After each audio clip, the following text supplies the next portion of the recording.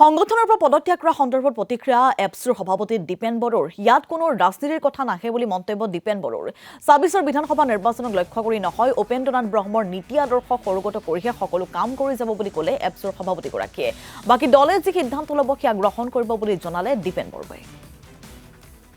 ইয়াতে ৰাজনীতিৰ কথা একো অহা নাই কাৰণ মই বৰ্তমান জাতীয় সংগঠনৰ নেতৃত্ব আৰু দায়িত্বত মই আছোঁ আৰু জাতি সমাজ আৰু উপেন্দ্ৰমৰ আদৰ্শৰে আমি সদায় কাম কৰি আছোঁ কাম কৰি যাম আৰু এপছত থকা বা নাথাকালৈ কথা নাই আমি য'তে নাথাকক কিয় উপেন্দ্ৰময় বড়ো জাতিক শিক্ষা অৰ্থনীতি সমাজ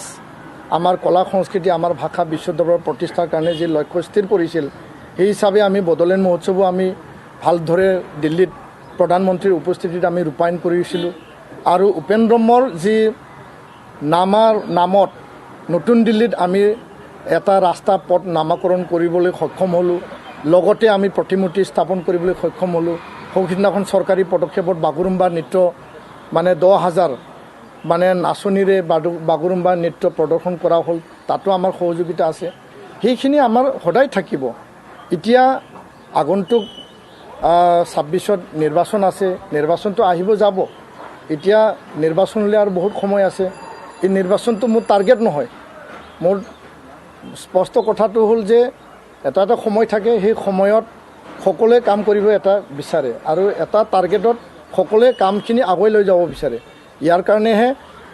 যোৱাবাৰো যিহেতু মোৰ আবেদন আছিল সেইবাৰো আবেদন থাকিব হাউচে সিদ্ধান্ত ল'ব এইটোৱে মূল কথা বাকীখিনি দেখা যাব